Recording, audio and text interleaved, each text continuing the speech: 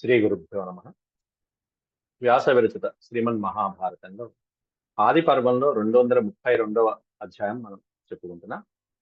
ఇందులో సుందోపసుందులు అనేటువంటి అసురులిద్దరు కూడా తిలోత్తమని చూసి మోహపడి వారిలో వారు యుద్ధం చేసుకుని మరణించడం అనేటువంటిది నేటి ఇతివృత్తం. ఆ తర్వాత బ్రహ్మదేవుడు తిలోత్తమికి వరమివ్వటం, ఈ ఆఖ్యానాలంతా కూడా నారదుల వారు ధర్మజుడు అతని సోదరులకి చెప్పి, ద్రౌపది వలన మీరు ఈ విధంగా పోట్లాడుకోవద్దు, మీలో మీకు మనస్పర్ధలు రాకూడదు, కాబట్టి ఒక నియమాన్ని ఏర్పాటు చేసుకుని జీవించండి అని ఆ నియమం కూడా ఏంటో నారదుల వారే ప్రస్తావించడం జరుగుతున్నది. ఆ విషయాలన్నీ కూడా మనం ఈ అధ్యాయంలో తెలుసుకుంటాం. అంటే ద్రౌపది పట్ల పాండవులు ఏర్పాటు చేసుకున్న నియమం ఏంటి, 5గురు భర్తలకి ఒకే భార్య ఉన్నప్పుడు ఎటువంటి నియమం పెట్టుకున్నారు పాండవులు అనేటువంటిది ఈ అధ్యాయంలో మనం తెలుసుకోబోతున్నాం. ముందుగా దైవస్మరణ చేసుకుని నేటి ప్రవచనాన్ని ప్రారంభించుకుందాం. ఓం శుక్లాంబరధరం విష్ణుం శశివర్ణం చతుర్భుజం ప్రసన్నవదనం ధ్యాయేత్ సర్వవిఘ్నోపశాంతయే. వ్యాసం వసిష్ఠనప్తారం శక్తేః పౌత్రమకల్మషం పరాశరాత్మజం వందే సుఖతాతం తపోనిధిం. వ్యాసాయ విష్ణురూపాయ వ్యాసరూపాయ విష్ణవే నమో వై బ్రహ్మనిధయే వాసిష్ఠాయ నమో నమః. నారాయణం నమస్కృత్య నరం చైవ నరోత్తమం దేవీం సరస్వతీం వ్యాసం తతో జయముదీరయేత్. నారద ఉవాచ. నారదుల వారు ధర్మరాజాదులకి ఈ ఆఖ్యానాన్ని వివరిస్తూ, మొత్తం ముల్లోకాలని జయించిన తర్వాత సుందోపసుందులిద్దరు కూడా హాయిగా ఉన్మత్తమెక్కి, అంటే సుఖాలలో భోగాలలో తేలియాడుతున్నారు. ఇక అద్దు అదుపు లేకుండా ఉంది. అక్కడేమన్నా దేవలోకంలో ఋషులు దేవతలు అందరూ కూడా బ్రహ్మదేవుణ్ణి ఆశ్రయిస్తే, బ్రహ్మదేవుడు విశ్వకర్మ చేత ఒక అందమైనటువంటి స్త్రీని రూపొందింపచేశాడు. తిలమాత్ర ప్రమాణంతో ఉన్నటువంటి కోట్లాది వజ్రాలు రత్నాలని ఆమెలో నిక్షిప్తం చేశారు. కాబట్టి ఆ స్త్రీని తిలోత్తమ అనేటువంటి నామకరణం చేయడం జరిగింది. అది నిన్నటి అధ్యాయంలో వివరంగా చెప్పుకున్నాం. ఆ తిలోత్తమ నేడు ఈ సుందోపసుందుల ఉన్నటువంటి ప్రదేశానికి వచ్చి వారి మధ్యలో విరోధాన్ని కల్పించడం అనేది చెప్పుకుంటున్నారు. అది నారదుల వారు చెప్తూ, జిత్వాతు పృథివీం దైత్యౌ నిస్సపత్నౌ గతవ్యథౌ కృత్వా త్రైలోక్యమవ్యగ్రం కృతకృత్యో బభూవతు.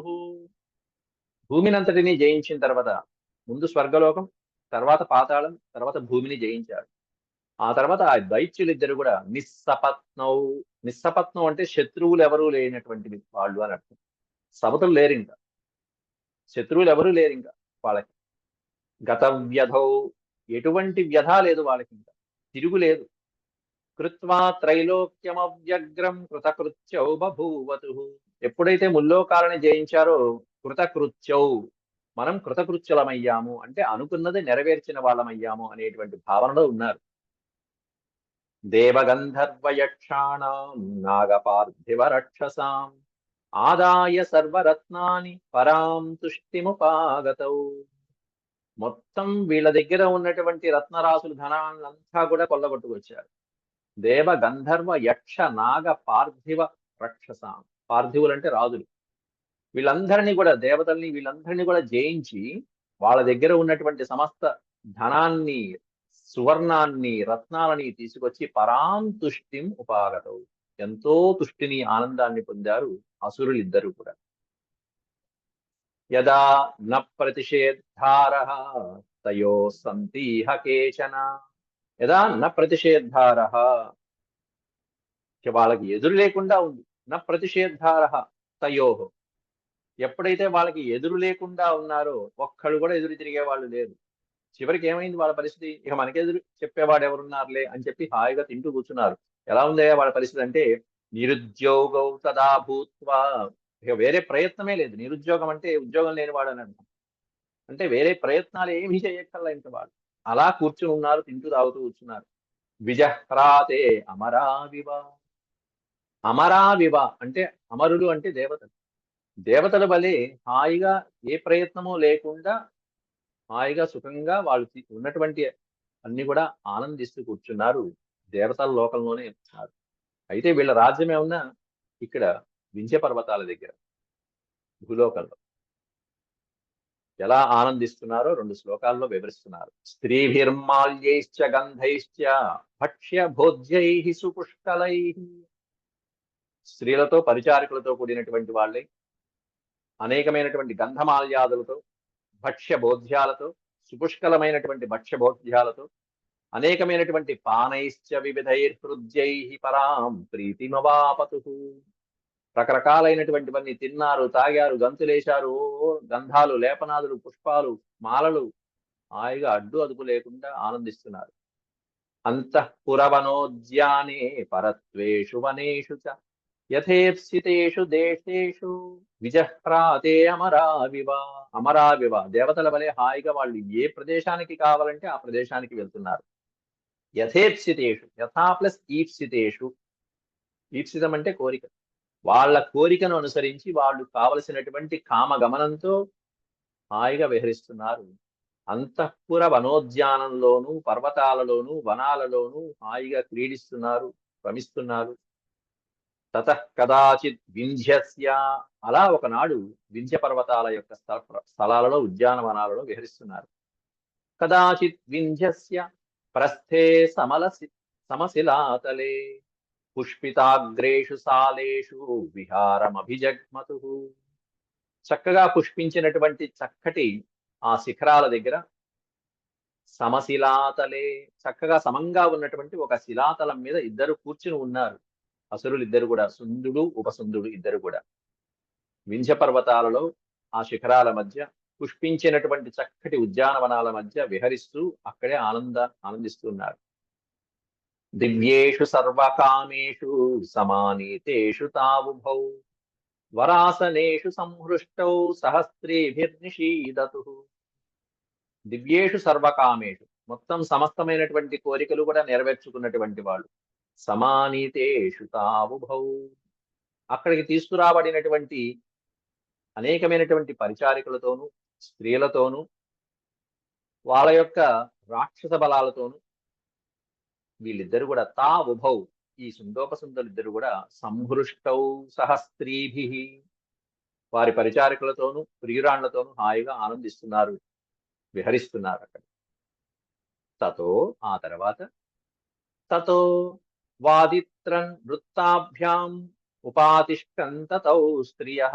తౌ తౌ అంటే వారిద్దరు కూడా, ఆ సుందోపసుందరిద్దరు కూడా అక్కడ వారి యొక్క స్త్రీలతో, స్త్రియః వాదిత్ర నృత్తాభ్యాం ఉపాతిష్టంత, చక్కగా నృత్త గీత వాద్యాలు ఏవైతే ఉంటాయో, ఓ పక్కన గానం చేస్తున్నారు, ఓ పక్కన నృత్యం చేస్తున్నారు, ఓ పక్కన సంగీత వాయిద్యాలు ఉన్నాయి. వీటితో అనేకమైనటువంటి గీతములతో, గీతైశ్చ స్తుతి సంయుక్తై, ఆ గానములు కూడా, గీతములు కూడా ఎలా ఉన్నాయంటే వీళ్ళని స్తుతిపరంగా స్తుతి సంయుక్తై, అంటే వీళ్ళని ప్రశంసించేటువంటి వచనాలతో గానం చేస్తున్నారు. దాంతో వీళ్ళకి ఇంకా అబో ఎక్కడ కళ్ళు మిన్ను కానట్లేదు అన్నట్టుగా ఉంది. ప్రీత్యా సముపజగ్మిరే, ప్రీత్యా సముపజగ్మిరే, పరమానంద పడిపోతున్నారు వీళ్ళ యొక్క ప్రశంసా వచనాలతో, ఆ గానాలతో, ఆ స్త్రీలతో.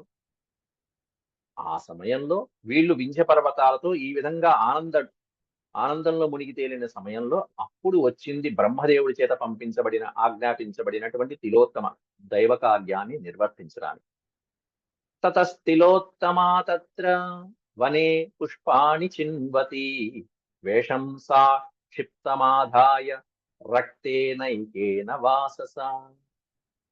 అప్పుడు బ్రహ్మచే ప్రేరేపించబడినటువంటి తిలోత్తమ అదే వనంలో పుష్పాణి చిన్వతి, అంటే పుష్పాలని ఏరుతున్నట్టుగా, అక్కడ మంచి మంచి సుందరమైనటువంటి అందమైనటువంటి పుష్పాలని సేకరిస్తున్నట్టుగా ఆ సుందరికి కనిపించింది. ఎలా ఉన్నది ఆవిడ అంటే, ఆవిడ యొక్క వేషం సా క్షిప్తమాధాయ రక్తేన ఏకేన వాసస. ఏకేన వాసస, ఒకే వస్త్రాన్ని ధరించింది. ఎలా ఉంది ఆ వస్త్రం అంటే రక్త వస్త్రం, ఎర్రనైనటువంటి ఏక వస్త్రాన్ని ధరించింది ఆవిడ. నదీ తీరేషు జాతాన్సా కర్ణికారాన్ ప్రచిన్వతి. ఏం చేస్తున్నది ఆవిడ? ఏ పుష్పాలని సేకరిస్తున్నది అంటే నదీ తీరంలో ఉన్నటువంటి కర్ణికార పుష్పాలని విచిన్వతి, ప్రచిన్వతి సేకరిస్తున్నది. కర్ణికార పుష్పాలు అత్యద్భుతమైనటువంటి సువాసనలు వెదజల్లుతూ ఉంటాయి. అటువంటి సువాసనలు వెదజల్లేటువంటి కర్ణికార పుష్పాలని సేకరిస్తున్నట్టుగా అక్కడికి తీరంలోకి వెళ్ళి వాళ్ళకి దర్శనమిచ్చింది. మెల్లమెల్లగా మెల్లమెల్లగా అలా వెళ్తూ వెళ్తూ వెళ్తూ అంటే ఆ పుష్పాలు సేకరిస్తున్నటువంటి నెపంతో వీళ్ళ దగ్గరికి వెళ్ళటం జరుగుతున్నది. శనైర్జగామ, శనై అంటే మెల్లమెల్లగా, మందై మందై, శనై శనై మెల్లమెల్లగా శనైర్జగామతం దేశం యత్రాస్తాం తౌ మహాసురౌ. అలా పుష్పాలు సేకరిస్తూ ఈ తిలోత్తమ తం దేశం జగామ, ఆ ప్రదేశానికి వెళ్ళింది. ఎక్కడైతే ఆ మహా అసురులిద్దరూ ఆసీనులై ఉన్నారో ఆ ప్రదేశం దగ్గరికి వాళ్ళు చూసేట్టుగా, వాళ్ళకి కనిపించేట్టుగా ఆ తిలోత్తమ వారి కనుసూపు మేరలోకి వెళ్ళింది. తౌతు ప్రీత్వా వరం స్పానం మదరక్తాంతలోచనౌ దృష్ట్వైవ తాం వరారోహాం వ్యధితౌ సంబభూవతు. వాళ్ళిద్దరు ఎటువంటి పరిస్థితిలో ఉన్నారో వర్ణిస్తున్నారు ఇక్కడ. తౌ అంటే వారిద్దరు, ఆ సుందోపసుందరులు ఇద్దరు కూడా పీత్వా బాగా తాగి ఉన్నారట, మద్యపానం చేసి ఉన్నారు. అంతేకాకుండా వరం పానం మద రక్తాంతలోచనం, ఓ పక్కనే ఉన్న వరం ఉన్నదని, బ్రహ్మదేవుడి యొక్క వరం ఉన్నదనేటువంటి అహంకారంతో ఉన్నారు. మద్యపానం సేకరించి ఉన్నారు. మద రక్తాంతలోచనం, మదంతో పొగరెక్కినటువంటి వాళ్ళుగా ఉంటూ ఇక మనకి అడ్డు అదుపు లేదులే అనేటువంటి విధంగా ప్రవర్తిస్తూ రక్త అంతలోచనం, ఎర్రటి కళ్ళతో ఉన్నారట వాళ్ళిద్దరు కూడా. చూడంగానే, ఈ సుందరిని చూడంగానే హతాశులైపోయారు. దృష్ట్వైవ తాం వరారోహాం వ్యధితౌ సంబభూవతు. ఈమె మీద అలా దృష్టి పడగానే ఇద్దరి యొక్క మనసులో ఒక్కసారి వ్యధ చెందాయిట, కల్లోల పడ్డాయిట. వెంటనే బయలుదేరారుగా. తా ఉత్థాయ ఆసనం, అప్పటిదాకా ఆసీనులైన వాళ్ళు అక్కడ సమమైనటువంటి ఆసనం మీద కూర్చున్నటువంటి వాళ్ళు కాస్త ఉత్థాయ లేచారు.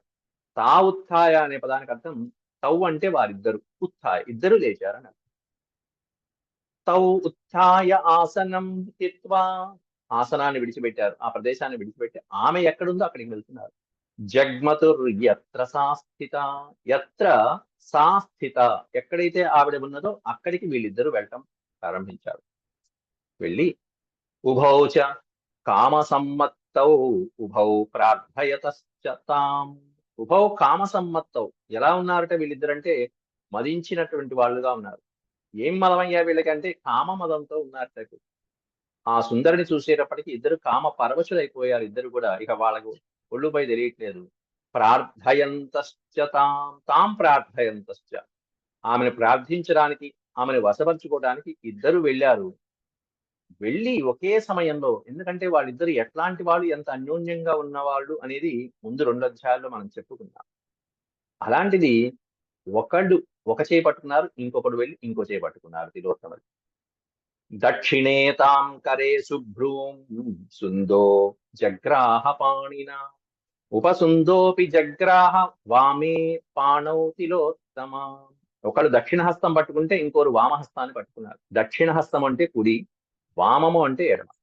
దక్షిణే తాం కరే శుభ్రూం, శుభ్రూం అంటే సుందరమైనటువంటి కనుబొమ్మలు కలిగినటువంటి, అట్లాంటి ఆ సుందరి యొక్క కుడి చేతిని సుందో జగ్రాహ పాణిన, సుందుడు అంటే సోదరుడైనటువంటి పెద్దవాడు ఆమె యొక్క దక్షిణహస్తం పట్టుకుంటే, తమ్ముడైనటువంటి ఉపసుందుడు వామే పాణౌ జగ్రాహ, ఎడమ చేతిని గ్రహించాట. తిలోత్తమాం వామపాణే జగ్రాహ, తిలోత్తమ యొక్క ఎడమ చేతిని గ్రహించాడు. ఇద్దరు తలో చేయి పట్టుకున్నారు, అటులాగా ఇటులాగా. పైగా పట్టుకున్నటువంటి అన్నదమ్ములు ఎలా మాట్లాడుకుంటున్నారో, ఎంత సహజంగా ఇచ్చారో వ్యాసుల వారు ఇక్కడ. వరప్రదానమత్తౌ తావౌ రసేన బలేన చ ధనరత్నమదాభ్యాం చ సురాపానమదేన చ. వాళ్ళు అసలే సురాపానం చేసినటువంటి వాళ్ళుగా ఉన్నారు, మద్యపానం చేసినటువంటి మత్తులో ఉన్నారు, వరప్రదానం అనేటువంటి గర్వంతో ఉన్నారు, సహజంగా వచ్చినటువంటి బలంతో పొగరెక్కి ఉన్నారు. పైగా ముల్లోకాలని జయించి తెచ్చినటువంటి ధనరత్న మదంతో పొగరెక్కి ఉన్నారు. అనేకమైనటువంటి రత్నరాశులు, ధనము అంతా కుబేరుడి దగ్గర నుంచి కొల్లగొట్టించు అన్నీ ఉన్నాయి. ఇంద్రుడి దగ్గర నుంచి తెచ్చినవి అన్నీ ఉన్నాయి. ఇట్లాంటి మదం ఎక్కినటువంటి వాళ్ళు వీటిల్లో ఏ ఒక్కటి ఉన్నా కూడా నాశనం అయిపోతాడు. అంత మదం ఎక్కుతూ ఉంటుంది, అంత పొగరెక్కుతూ ఉంటుంది. అట్లాంటిది వీళ్ళకి వరం ఉన్నది, సహజమైన బలం ఉంది, ధనరత్నాదులు ఉన్నాయి, సురాపానం ఉంది. ఇంకా ఇట్లాంటి వాళ్ళకి చెప్పేది ఉంది నాశనం అవక ఏం చేస్తారు? కాబట్టి సర్వైరేతైర్మదైర్మత్తౌ అన్యోన్యం భృకుటీకృతౌ. ఇంత భయంకరమైనటువంటి మదంలో ఉన్నటువంటి వీరిద్దరు కూడా అన్యోన్యం, ఇద్దరు కూడా భృకుటీకృతౌ, కోపించినటువంటి కళ్ళతో ఒకళ్ళనొకళ్ళు చూసుకున్నారట. ఇప్పటిదాకా ఇంతవరకు పుట్టిన తర్వాత ఇంతవరకు వాళ్ళకి ఈ విధమైనటువంటి కోపం కలగల. మొదటిసారి కలిగింది తిలోత్తమ యొక్క పాణి గ్రహణంతోనే. మదకామ సమావిష్టౌ పరస్పరమధోచతు. మదకామ సమావిష్టౌ, మదనుడు ఆవహించాడు, మన్మధుడు ఆవహించినటువంటి కామంతో ఉన్నటువంటి వాళ్ళిద్దరూ కూడా పరస్పరం అధోచతు, వాళ్ళల్లో వాళ్ళు ఈ విధంగా ఊచతు మాట్లాడుకుంటున్నారట. ఏమనంటే నువ్వు చేయదురు అంటూ. ఎందుకనంటే మమ భార్య, ఈమె నా భార్యరా, నువ్వు పట్టుకుంటావేంటి? మమ భార్య, మరి నాకు భార్య అయిన తర్వాత, అన్నకి భార్య అయిన తర్వాత తవ గురురితి సుందోభ్యభాషత. పెద్దవాడైనటువంటి సుందుడు అంటున్నట్ట, ఈమె నా భార్య కాబట్టి నీకు గురువుతో సమానం అని చెప్పి, తల్లితో సమానం అని చెప్పి చెప్తున్నాడు. తవ గురురితి సుందోభ్యభాషత అని పెద్దవాడైన సుందుడు అంటే, చిన్నవాడు ఏమంటున్నాడు? మమ భార్య, కాదు కాదు కాదు, ఈమె నా భార్యరా. తవ వధూరుపసుందోభ్యభాషత, నీకేమవుతుంది? తవ వధూహు, వధు అంటే కోడలు, నీకు కోడలు అవుతుంది. ఎందుకంటే అన్నగారు తండ్రితో సమానం కాబట్టి నీకు కోడలు వరుస అవుతుంది. కాబట్టి నువ్వు వదిలేసే, నువ్వు చేయలేసే అని ఉపసందులు మొదలుపెట్టాట. చాలు, ఇదే బ్రహ్మదేవుడికి కావాల్సింది. ఇంతవరకు పోట్లాడుకోకుండా అన్యోన్యంగా ఉన్నటువంటి సుందోపసుందరు ఇద్దరు కూడా ఒక కాంత వలన ఈ విధంగా మనస్పర్ధలు తెచ్చుకోవటం అనేటువంటిదే వారి యొక్క మరణానికి బీజం పడింది. నైషా తవ మమైషేతి తతస్థౌ మన్యురావిశత్. ఇక ఇద్దరు కూడా నా ఏషా తవ, తవ ఈ నైష అనే పదాన్ని పెడితే నా ప్లస్ ఏష అని అర్థం. ఏష అంటే ఈమె, ఈమె నా తవ, నీకు సంబంధించింది కాదు, ఈమె నాది. మమైవేతి ఇది తతస్థో మన్యురావిశత్ అని అనుకుంటూ ఒకళ్ళకొకళ్ళు, మన్యు అనే పదానికి అర్థం కోపం, ఒకరికొకరు కోపం పెంచుకున్నారు ఒకరి మీద ఒకరు. తస్యా రూపేణ సమ్మత్తౌ విగత స్నేహ సౌహృదౌ. అప్పటిదాకా స్నేహంతో, చక్కటి స్నేహ బాంధవ్యాలతో, అనురాగంతో, ఏకభావనతో ఉన్నటువంటి వాళ్ళు ఇప్పుడు ఏమైంది? ఆ స్నేహం అంటే విగత స్నేహం అయిపోయింది. స్నేహం కాస్త నాశనం అయిపోయింది. ఆ వాళ్ళ యొక్క సుహృద్భావనలన్నీ పోయినాయి మొత్తం అంతా. దేనివల్ల అంటే తస్యా రూపేణ సమ్మత్తౌ అన్నారు. ఏమిటి కారణం అంటే కేవలం ఆవిడ యొక్క సౌందర్యం అనేటువంటి మత్తులో పడిపోయి వీళ్ళ స్నేహ రాగాలన్నీ కూడా మొత్తం విద్వేషానికి దారితీసింది. తస్యా హేతోర్గదే భీమే సంగృహ్ణీతాం ఉభౌ తదా.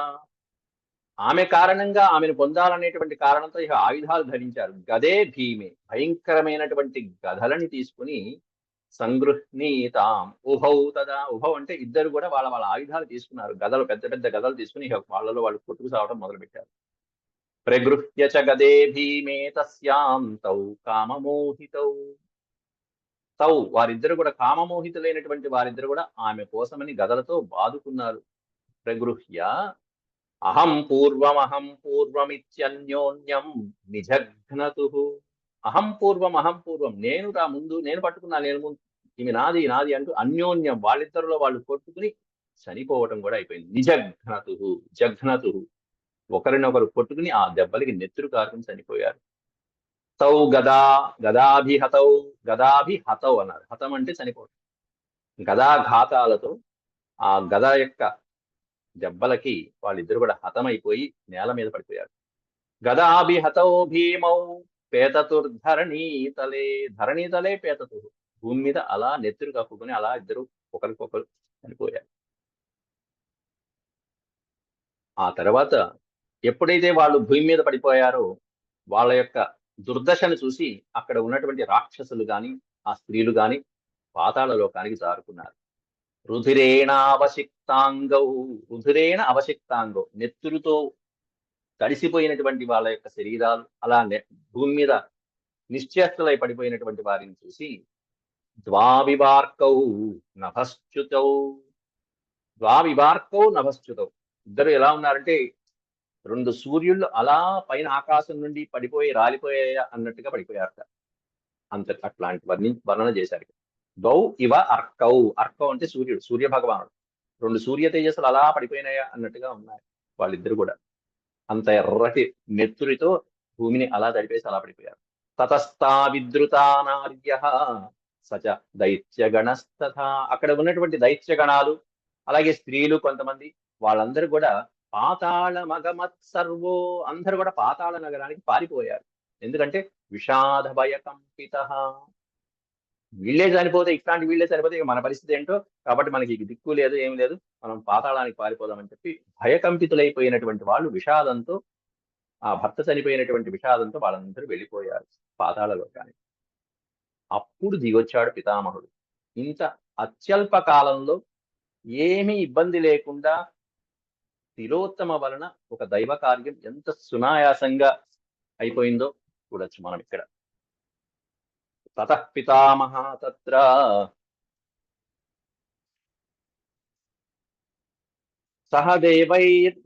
మహర్షిభిః, సహదేవై, దేవతలతో పాటుగా మహర్షులతో పాటుగా పితామహుడు ఆ ప్రదేశానికి చేరుకున్నాడు.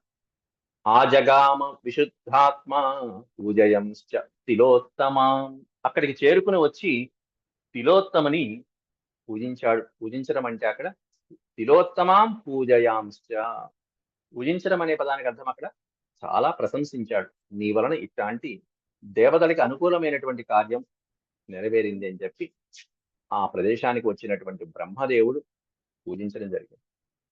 వరేణ ఛందయామాస భగవాన్ ప్రపితామహ, దైవ కార్యం నిర్వహించినటువంటి తిలోత్తమకి ఇక్కడ బ్రహ్మదేవుడే ఒక వరంతో గౌరవించాట. ఏమిటి ఆ వరం అంటే, వరం దిత్సు సతత్రైనాం ప్రీతః ప్రాహ పితామహ, నీకు ఒక వరం ఇస్తున్నానమ్మా అంటూ పితామహుడు ఈ విధంగా ప్రాహ, ప్రాహ అంటే పలకట, సంతృప్తితో పితామహుడే స్వయంగా వరమిస్తూ ఈ విధంగా అంటున్నట్ట. ఏమిటి ఆ వరం అంటే, ఇదిగో ఇది, ఆదిత్య చరితాల్లోకాన్ విచరిష్యసి భామిని, ఆదిత్యుడు సంచరించేటువంటి ఏ లోకాలైతే ఉన్నాయో, సూర్య భగవానుని యొక్క కిరణాలు తగిలేటువంటి ఏ లోకాలైతే ఉన్నాయో అటువంటి పవిత్రమైనటువంటి లోకాలన్నీ కూడా నువ్వు స్వేచ్ఛగా విహరించవచ్చు. హే భామిని అంటే ఓ సుందరి, ఓ స్త్రీ. సూర్య భగవానుడి యొక్క సంచరించే లోకాలు అంటే పవిత్రమైనటువంటి లోకాలు అని అర్థం. సూర్య కిరణాలు తాకితే పవిత్రం, సూర్య కిరణాలు తాకనటువంటి ప్రదేశాలు అపవిత్రాలు, పాతాళ లోకాలు మొదలైనటువంటివన్నీ కూడా అవన్నీ అపవిత్రాలు. కాబట్టి ఆదిత్య చరితాల్లోకాన్, ఆదిత్య చరితం, చరితం అంటే చరించడం, సూర్య భగవానుడు చరించేటువంటి లోకాలు ఏవైతే ఉంటాయో అవన్నీ కూడా నువ్వు స్వేచ్ఛగా చరించవచ్చు. అంతేకాకుండా నీ యొక్క తేజస్సుని కూడా ఎవరు కూడా పూర్తిగా చూడలేరు, అట్లాంటి తేజస్సు నీది అని చెప్పి అద్భుతమైనటువంటి తేజస్సును కూడా ఆవిడికి వరప్రసాదంగా ఇస్తున్నాడు భగవంతుడు. తేజసాచ సుదృష్టాం త్వాం న కరిష్యతి కశ్చన, దృష్టాం న కరిష్యతి, నీ యొక్క తేజస్సుని, నీ శరీరం యొక్క కాంతిని కూడా పూర్తిగా చూడలేరు ఎవరు కూడా. సుదృష్టాం త్వాం న కరిష్యతి, కశ్చన అనే పదానికి అర్థం ఎవ్వరు కూడా, అంటే దేవతలైనా మానవులైనా కూడా నీ యొక్క తేజస్సును పూర్తిగా చూడలేరు. అట్లాంటి తేజస్సు, అట్లాంటి ఆదిత్య లోకాల్లో చరించేటువంటి కామగమనాన్ని ఈమెకు వరంగా ప్రసాదించాడు బ్రహ్మదేవుడు. ఆ తర్వాత ఏవం తస్యై వరం దత్వా సర్వలోక పితామహ, ఈ విధంగా సర్వలోక పితామహుడైనటువంటి బ్రహ్మదేవుడు ఆమెకు వరాన్ని ఇచ్చి, దత్వా ఇంద్రే త్రైలోక్యమాధాయ, ముల్లోక పదవిని కూడా, ముల్లోకాలని కూడా ఏలేటువంటి ఆ రాజ్యాన్ని ఇంద్రుడికి సమర్పించి, త్రైలోక్యనాథుడైనటువంటి ఇంద్రుడికి సమర్పించి బ్రహ్మదేవుడు ఆయన లోకానికి వెళ్ళిపోయాడు. బ్రహ్మలోకం గత ప్రభు అయినటువంటి బ్రహ్మదేవుడు తన లోకానికి తాను వెళ్ళిపోయాడు. ఇంద్రుడికి తన పదవిని ఇప్పించేసి, ఇంద్రలోక పదవిని ఆ త్రైలోక్య రాజ్యాధిపత్యాన్ని కూడా ఇంద్రుడికి సమర్పించి. ఈ విధంగా జరిగింది నాయన. సుందోపసుందుల యొక్క మరణం అనేది ఒక స్త్రీ వలన జరిగింది. ఇద్దరు సోదరుల మధ్యలోనే ఒక స్త్రీ వలన ఈ విధంగా జరిగితే ఇక మీ పరిస్థితి ఏం చెప్పాలి? 5గురు ఉన్నారు మీరు అంటూ నారదుడు ధర్మరాజాదులకి ఈ విషయాన్ని చెప్తున్నాడు. ఏవం తౌ సహితౌ భూత్వా సర్వార్థేష్వేక నిశ్చయౌ. ఏవం తౌ సహితౌ, కలిసి ఉన్నటువంటి వాళ్ళిద్దరు కూడా సర్వేషు అర్థేషు అంటే ప్రతి పనిలో, ప్రతి కార్యంలోనూ, ప్రతి ఆలోచనలోనూ కలిసి ఉన్నటువంటి, ఒకే నిశ్చయంతో కలిసి ఉన్నటువంటి వాళ్ళిద్దరు కూడా సుందోపసుందులు తిలోత్తమార్థం సంక్రుద్ధౌ అన్యోన్యమభిజగ్నతు. కేవలం ఒక స్త్రీ తిలోత్తమ కారణంగా వాళ్ళల్లో వాళ్ళు క్రుద్ధులై కోపించి అభిజగ్నతు కొట్టుకుని సచ్చారు వాళ్ళిద్దరు. కాబట్టి తస్మాత్ బ్రవీమి వహ, అందువలన మీకు చెప్తున్నానయ్యా వినండి. వహ అంటే మీకు. తస్మాత్ బ్రవీమి వహ స్నేహాత్ సర్వా భరత సత్తమ. కాబట్టి సర్వాత్ భరత సత్తమ. ఇప్పుడు నేను మీకు చెప్పేదంతా కూడా మీ హితం కోరి చెప్తున్నానయ్యా. మీ స్నేహంతో, మీ మీద ఉండేటువంటి స్నేహభావంతో, అనురాగంతో, ప్రేమతో, వాత్సల్యంతో మీకు ఈ హితాన్ని చెప్తున్నాను వినండి నాయన. మీరు కూడా మీ మధ్యలో భేదాభిప్రాయాలు రాకుండా, ఒకరికొకరు పుట్టుకుని మరణించకుండా ఉండేటువంటి ఒక నియమాన్ని పెట్టుకోండి. యథావో నాత్ర భేద అత్ర న భేద. మీలో మీకు భేదాభిప్రాయాలు కలగకుండా. యథావో నాత్ర భేద స్యాత్ సర్వేషాం ద్రౌపదీ కృతే. సర్వేషాం ద్రౌపదీ కృతే. ద్రౌపదీ కృతే అనే పదానికి అర్థం ద్రౌపది కారణంగా, ద్రౌపది వలన మీలో మీకు ఎక్కడ భేదాభిప్రాయాలు రాకుండా ఏ విధంగా అయితే ఉండొచ్చో ఆ విధమైనటువంటి మీరు చేయండి. తథా కురుత భద్రం వో మమ చేత్ ప్రియమిచ్చత. మీరు అలా చేస్తే నాకు ప్రియాన్ని కలిగించినట్టయ్యా అబ్బాయిలు అంటూ నారదుల వారు, దేవర్షి నారదుడు ధర్మరాజుతో చెప్పారు. ఆ తర్వాత వైశంపాయనుల వారు జనమేజయుడికి ఇదంతా చెప్తూ ఏవముక్త మహాత్మానో నారదేన మహర్షిణ. నారద మహర్షి ఈ విధంగా ధర్మరాజుతో పలికి సమయం చక్రిరే రాజం తే అన్యోన్యవశమాగతా. సమయం అనే పదానికి అర్థం సంస్కృతంలో నియమం, ఒక కట్టుబాటు అని అర్థం. ఒక నియమాన్ని చేశారు. జీవితంలో చక్కగా హాయిగా జీవించడానికి కొన్ని నియమాలు పాటించాలి. అటువంటి ఒక నియమాన్ని చక్రిరే, దాన్ని అమలుపరిచాడు నారదులు వారే చెప్పినట్టు. హే రాజం తే అన్యోన్యవశమాగత. అన్యోన్యం అంటే అందరూ కలిసిమెలిసి ఉండేట్టుగా ఒక ఒడంబడికని ఏర్పాటు చేశాడు నారదుడు. సమక్షం తస్య దేవర్షే నారదస్యామిత తౌజస. అమిత తేజస్శాలి అయినటువంటి దేవర్షి అయిన నారదుడి యొక్క సమక్షంలోనే ఒక నియమాన్ని, కట్టుబాటుని ఏర్పాటు చేసుకున్నారు. ఏమిటదంటే ఏకైకస్య గృహే కృష్ణ వసేత్ వర్షమకల్మష. పంచపాండవులైనటువంటి ఈ ధర్మరాజు యుధిష్ఠిరుడు గాని, భీమ అర్జున నకుల సహదేవుల యొక్క గృహములలో ద్రౌపది ఒక్కొక్కరి ఇంటిలో ఒక్కొక్క సంవత్సర కాలం పాటు ఉంటుంది. కృష్ణా వసేత్, కృష్ణా వసేత్ అంటే ద్రౌపది వసిస్తుంది, నివసిస్తుంది. ఎన్నాళ్ళు? వర్షం, వర్షం అంటే ఒక సంవత్సర కాలం అని. వర్షమకల్మష, ఎటువంటి అభిప్రాయ భేదాలు లేకుండా ఒక సంవత్సర కాలం పాటు కృష్ణ ఒక్కొక్కరి ఇంటిలో ఒక్కొక్క సంవత్సరం నివసిస్తుంది. ద్రౌపద్యా నః సహాసీనాన్యోన్యం యోభిదర్శయేత్. ద్రౌపదీదేవి ఎవరి దగ్గరైతే ఏకాంతంగా ఒక సంవత్సర కాలం పాటు ఉంటుందో అలాంటి సమయంలో ఎవరైతే అభిదర్శయేత్, అలా ఉన్న సమయంలో ఏ సోదరుడైనా గనక వస్తే ఆమె దగ్గరికి, సహా అతడు నియమాన్ని ఉల్లంఘించినట్టు లెక్క. అట్లాంటి వాళ్ళకి తప్పకుండా శిక్ష ఉంటుంది. ఏమిటా శిక్ష అంటే సనో 12 మాసాన్ని బ్రహ్మచారీ వనే వశేత్. ఎవరైనా ఈ నియమాన్ని ఉల్లంఘించి ఒక సోదరుడి దగ్గర ద్రౌపది ఉన్న సమయంలో మరొక సోదరుడు గనక వస్తే గనక వాళ్ళు 12 మాసాన్ని బ్రహ్మచారి వనే వశేత్, వాళ్ళు 12 నెలలు వనవాసం చేయాలట బ్రహ్మచారిగా. ఇది నియమం పెట్టుకున్నది. ఎంత కఠినమైన నియమం చూడండి. ఇక్కడ 12 మాసాని, మాసము అనేది స్పష్టంగా చెప్పారు వ్యాస భారతంలో. అంటే 12 నెలలు. కొన్ని పుస్తకాలలో సంవత్సరాలు అని వ్యాఖ్యానం రాశారు, దిద్దుకోండి. 12 సంవత్సరాలు కాదు, 12 నెలలు మాత్రమే. 12 మాసాలు స్పష్టంగా ఉంది ఇక్కడ. బ్రహ్మచారి వనే వశేత్, బ్రహ్మచారిగా జీవించాలి అని నియమం పెట్టుకున్నారు. ఎంత మంచి నియమాలు, కట్టుబాట్లు. అందువలన అక్కడ వాళ్ళు అంత సౌహార్ద భావనతో ఉన్నారు వాళ్ళందరూ కూడా. అయితే ఈ నియమాన్ని కూడా తప్పడం జరిగింది. అది మనం వచ్చే పాఠంలో చెప్పుకోబోతున్నాం. కృతేతు సమయే తస్మిన్ పాండవై ధర్మచారిభిః. అట్లాంటి నియమాన్ని ఏర్పాటు చేసుకుని పాండవులు ధర్మచారిభిః కృతః. ధర్మచారిభిః అంటే ధర్మాన్ని అనుసరించేటువంటి మహానుభావులుగా ఆచరించారు ఆ నియమాన్ని. ఎందుకనంటే ఆ నియమం ఏర్పాటు చేసేటప్పుడు కూడా వ్యత్యాసాలు లేవు వాళ్ళలో వాళ్ళకి. నాకు ఇది ఇష్టం లేదు, ఇది బాగుంది, నాకు చెప్పలేదు, ఇవేం లేదు. ఎందుకంటే పక్కన పెద్ద ఆయన ఉన్నాడు. ఎవరయ్యా అంటే నారదోపి నారదోప్యగమ అగమత్ప్రీత ఇష్టం దేశం మహాముని. దేవర్షి నారదుల వారి యొక్క ముందే ఈ నియమాన్ని ఏర్పాటు చేసుకున్నారు కాబట్టి అందరూ చక్కగా ఈ ఒడంబడిక బాగుంది అని ఆయన సూచించడం వల్ల నియమాన్ని పాటిస్తూ వచ్చారు.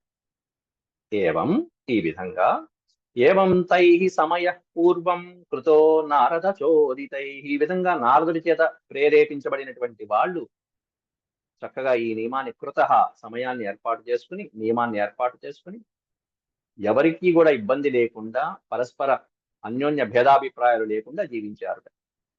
నచాభిద్యంతతే సర్వే తదా అన్యోన్యేన భారత. చక్కగా అన్యోన్య భావనలతో జీవించారు వాళ్ళందరూ కూడా, ఆరుగురు కూడా, ద్రౌపదితో కలిపి ఆరుగురు.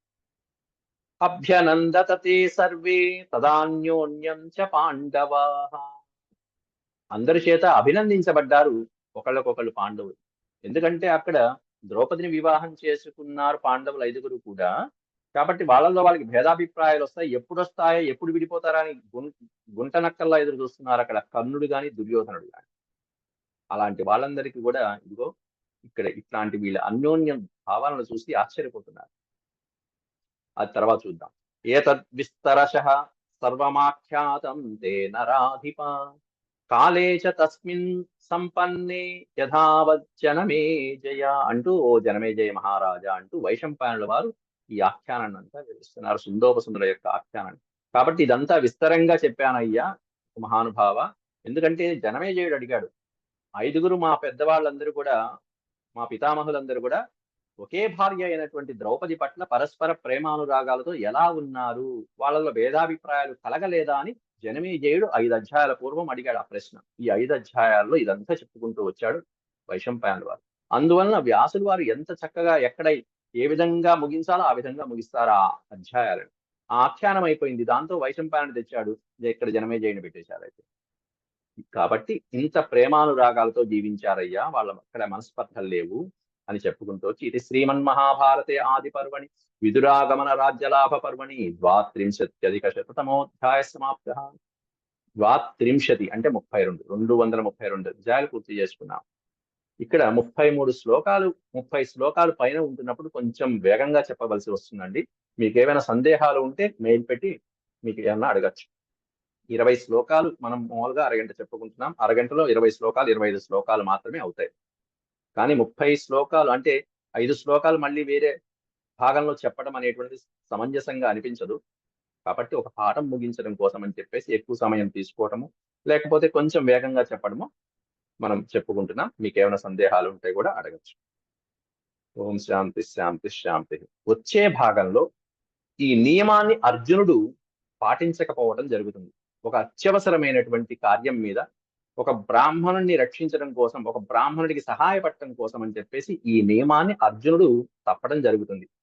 తద్వారా అర్జునుడు వనవాస జీవితానికి వెళ్తాడు. 12 నెలలు వనవాసం చేస్తాడు. అవి వచ్చే భాగంలో మనం తెలుసుకుంటాం. అంతవరకు సెలవు. యదక్షరపదభ్రష్టం మాత్రాహీనం చ యద్భవేత్ తత్సర్వం క్షమ్యతాం దేవనారాయణ నమోస్తుతే. సర్వం శ్రీకృష్ణార్పణమస్తు. ఓం నమో భగవతే వాసుదేవాయ. హరి ఓం. స్వస్తి.